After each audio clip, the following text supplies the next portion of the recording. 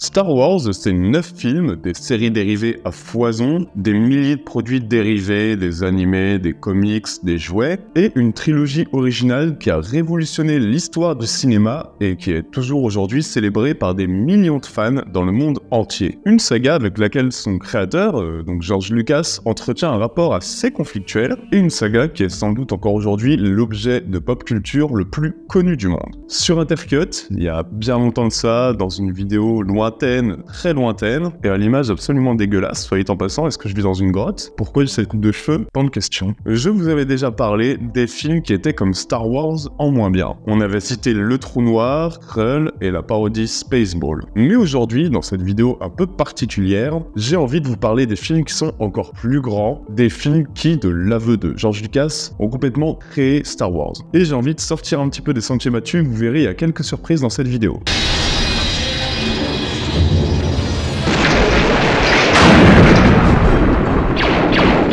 George Lucas a eu énormément d'influences qui ont un peu façonné son Star Wars, et parmi elles, il y a des sacrés monuments du 7e art. Pas forcément de la science-fiction, même pas forcément du space opéra, et vous allez voir, c'est même parfois des genres sur le papier, en tout cas assez éloignés, mais qui ont eu un impact visible sur la construction de la guerre des étoiles. Du coup, dans cette vidéo, je vais vous parler de sacrés chefs-d'œuvre. Je vous ai placé quelques films de science-fiction, un western, un film japonais, et tous ces films-là vont forcément vous rappeler l'épopée de Luke Skywalker. On va pas perdre de temps et aller dans le vif du sujet, c'est ces films comme Star Wars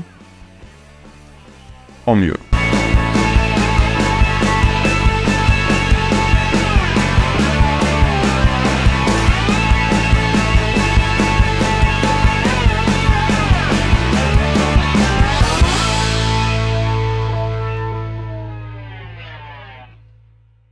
Ok, alors je vais commencer par ce qui est clairement l'inspiration la plus évidente de George Lucas. L'inspiration qui est la plus souvent citée, et c'est même bien normal, puisque George Lucas s'amuse à placer des références vraiment explicitement dans son film, parfois même à faire du plan par plan, et qu'il a donné pas mal d'interviews où clairement, il assume l'affiliation. Je vais commencer par du lourd, et je vais commencer par La prisonnière du désert de John Ford.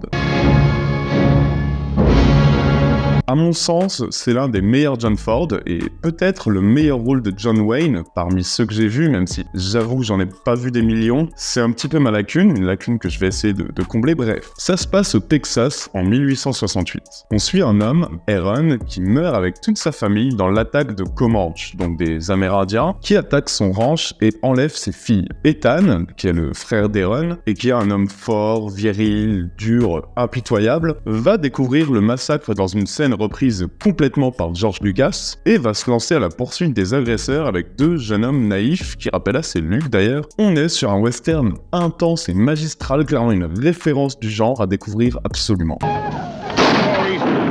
Leave them carry off their hurt and dead.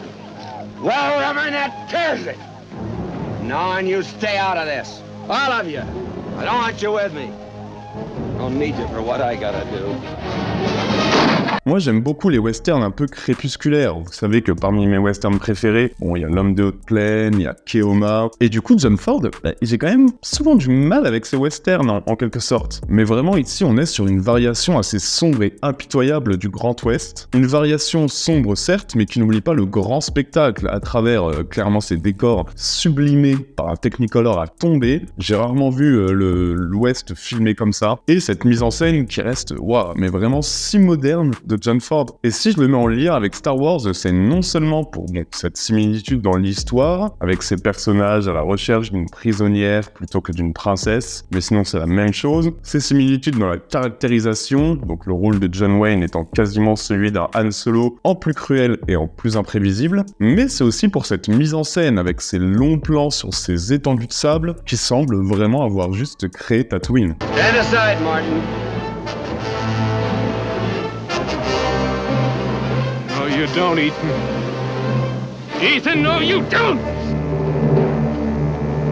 Stand aside. Et je me dois de vous parler de John Wayne. Comme je vous l'ai dit, j'ai pas vu énormément de films avec John Wayne, mais ici, son rôle dans La prisonnière du désert, c'est une merveille. C'est un anti-héros violent, haineux et presque terrifiant en fait. Terrifiant parce qu'il a aucune limite dans sa quête de vengeance. Il sait comment traquer les Indiens, il sait comment les détruire, et il porte avec lui tout l'aspect un peu tragique et brutal d'un grand film. Un film immense qui va traiter toute son histoire avec un aspect quasi mythologique. Et vraiment, c'est plein de rebondissements, ça filme l'Ouest avec une espèce de fascination morbide. C'est un film matriciel à qui le premier Star Wars doit énormément. Et avant de vous parler de pure science-fiction, je me devais de le mentionner ici.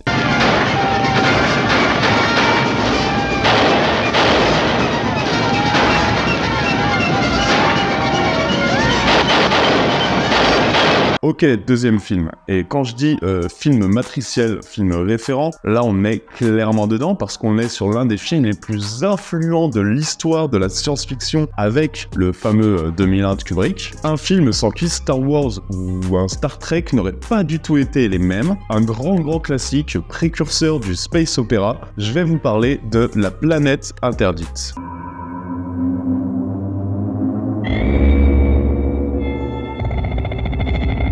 La planète interdite, c'est une sorte de transposition de La Tempête, donc la tragicomédie de Shakespeare, dans un univers futuriste où la conquête de l'espace est possible et où on peut se déplacer à la vitesse de la lumière. Dans ce contexte, on est en 2257 et il y a un vaisseau qui quitte la Terre et qui part à la recherche des membres d'une expédition spatiale qui a disparu sur la planète Altair 4. Sur cette planète, donc l'expédition de sauvetage arrive et découvre vite que l'équipage a été décimé par une espèce d'étrange force et que seul le professeur Morbius et sa fille ont survécu. Très vite, les rescapés vont montrer à leurs sauveurs les vestiges d'une ancienne civilisation très avancée technologiquement. Et voilà, tout ça c'est l'intro du film, donc vous voyez que c'est quand même tout un programme pour un film de science-fiction sorti en 1956 et qui se prend enfin au premier degré quoi, ce qui était quasi inconcevable à l'époque. C'est un film qui raconte énormément de choses et qui le fait d'une bien belle façon. Funny to see two moons in the sky, isn't it? Funny how quick a guy gets used to it. Yeah. Il fallait au moins ça pour enfin donner ses lettres de noblesse à la science-fiction au cinéma. Planète interdite, c'est le premier film de science-fiction à décrire des vaisseaux plus rapides que la lumière. C'est le premier film à se dérouler quasi entièrement dans une planète loin de notre système solaire. C'est aussi un des premiers films à créer un robot en personnage principal, un robot qui a sa propre personnalité et qui est très important dans le film. Et vous savez quoi? C'est pas juste ça. La planète interdite, c'est pas juste un film à découvrir pour l'aspect important et historique qu'il a dans le patrimoine cinéma. Enfin, pour moi, c'est bien plus que ça. Ça reste un très bon film, un grand film qui a vieilli. Hein. Oui, il a vieilli, clairement. Il a plus de 70 ans. Donc évidemment, dans sa représentation du futur, dans son rapport entre les hommes et les femmes qui est un petit peu old school. Well, look at yourself. You see, you can't run around like that in front of men. Complètement rétrograde. Il a près de 70 ans. Ça se ressent, mais avec toutes ses qualités, avec son espèce de musique électronique complètement fascinante, avec la façon dont il l'assume et il embrasse ses thématiques du début à la fin, une fin qui est magistrale, tout ça fait qu'on a un film très marquant. Prepare your minds for a new scale of physical scientific values, gentlemen.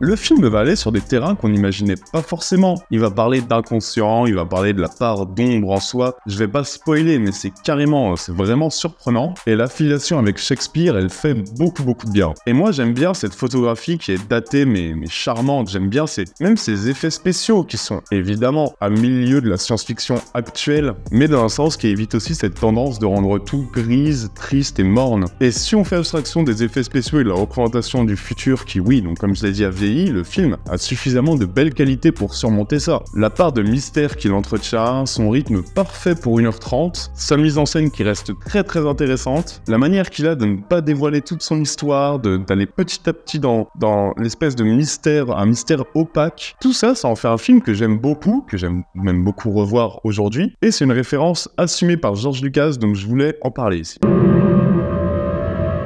9200 thermonuclear reactors intact. The harnessed power of an exploding planetary system. Ok, promis les amis, je vais retourner à la science-fiction très rapidement, mais il faut que j'avance, j'ai encore 3 films en stock. Et pour commencer, bon c'est pareil, c'est une référence assez connue de Star Wars avec 2001. Je vais pas vraiment m'attarder dessus, parce que en fait c'est un film qui pourrait nécessiter une vidéo entière. D'ailleurs si ça vous intéresse, sait-on jamais. Je vais vous parler de La Forteresse Cachée.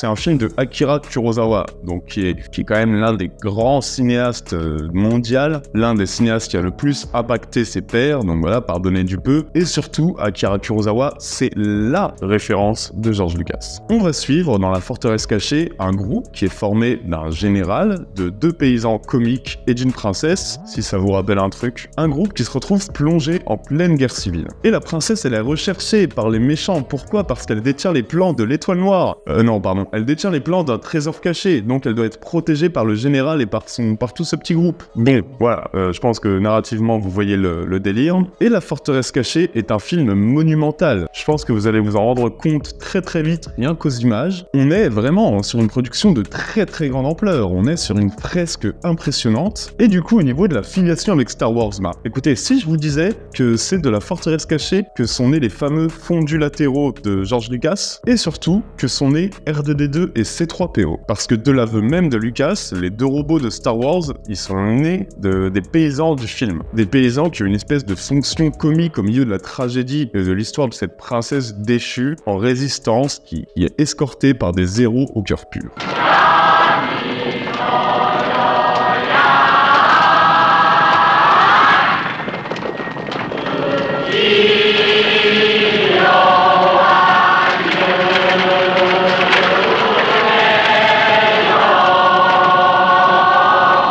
Bon alors au niveau de la narration, ok on comprend l'influence, contre on aurait aimé que George Lucas ait un centième du sens de l'épique de Kurosawa, parce que la photographie, l'ampleur, les combats au sabre, à la lance, tout contribue à faire de La Forteresse Cachée un grand moment de cinéma, qui doit pas vous faire peur, vraiment, c'est une bonne porte d'entrée pour la filmo de Kurosawa je trouve, et surtout il se regarde très bien encore aujourd'hui. C'est un film d'aventure qui ne s'interdit pas des petites touches de comédie et de légèreté absolument bienvenue, sans pour autant sacrifier l'épique d'une mise en scène à tomber, vraiment. Vous allez voir des plans, vous allez vous dire, mais comment c'est possible, quoi? Vous voyez plusieurs scènes avec des centaines de figurants absolument bien chorégraphiés, absolument bien réalisés. Vraiment, dès les premières minutes, je pense que vous allez vous prendre une sacrée claque. Et voilà, c'est un film plein de rebondissements, il y a de la tension, il y a du suspense, il y a de la maîtrise, il y a des personnages géniaux. C'est un grand film qui a été quasiment remaké par George Lucas, et c'est à découvrir absolument.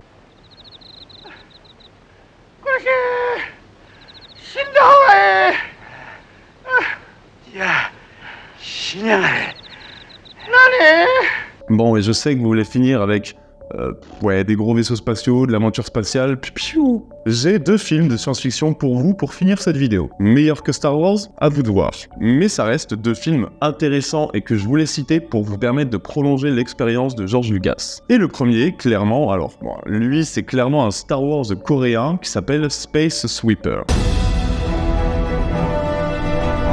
L'histoire de Space Sweeper nous fait suivre l'équipage un peu dingo d'un vaisseau qui est spécialisé dans le ramassage des débris spatiaux. Jusque-là, rien de bien fascinant, jusqu'à ce qu'il récupère une étrange gamine. Une gamine qui semble recherchée dans tout l'espace et qui semble surtout cacher de lourds secrets. Et on est sur un film très sympathique, pas un grand film, vraiment, je le mettrais évidemment pas au même niveau que les chefs-d'œuvre que j'ai cités auparavant, mais c'est un très bon moyen de découvrir un space opéra coréen plutôt bien foutu.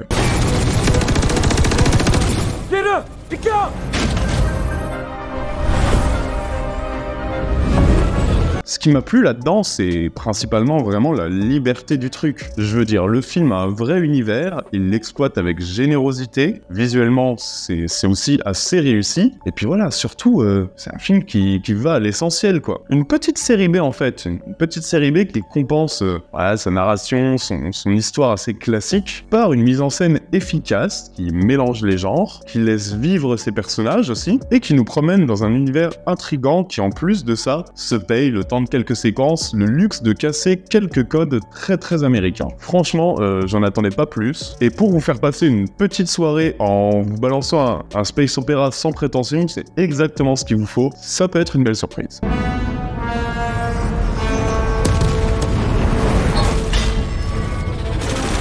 Et enfin, j'aurais pu vous parler de ce film très sympathique, cette espèce de western spatial qui s'appelle Outland, où un policier accepte le rôle de shérif sur une station de forage spatial à côté de Jupiter, une station où tout le monde semble un peu péter les plombs et où on parle quand même de plusieurs morts. Sean Connery, Jerry Goldsmith à la musique, Peter Iams à la réalisation, ça fait quand même du beau monde. Et là-dessus, vraiment sur ce film, le gros point fort, c'est le mélange science-fiction / western. De la science-fiction dans le visuel, dans ses décors, dans cette dernière partie intégralement dans l'espace et qui bénéficie vraiment d'un très beau travail visuel, hein. Vraiment au niveau des effets spéciaux et au niveau des décors, les décors ont un sacré charme et tu rajoutes à ça un côté western avec voilà, c'est shérif, c'est hors la loi, c'est les codes du western vraiment repris. Franchement, ça marche très bien. C'est un petit film qui a une belle réputation, qu'il a pas volé. Je voulais en parler ici, je trouve qu'il a tout à fait sa place.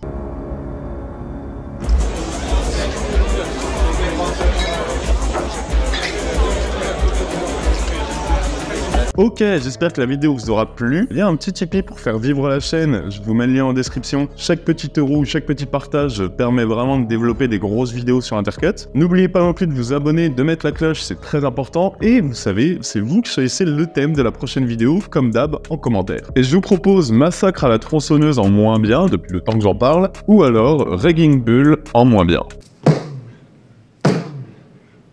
Dites-moi ce que vous préférez dans les commentaires, n'oubliez pas que vous êtes les meilleurs, on se retrouve très bientôt, ciao à tous, bisous.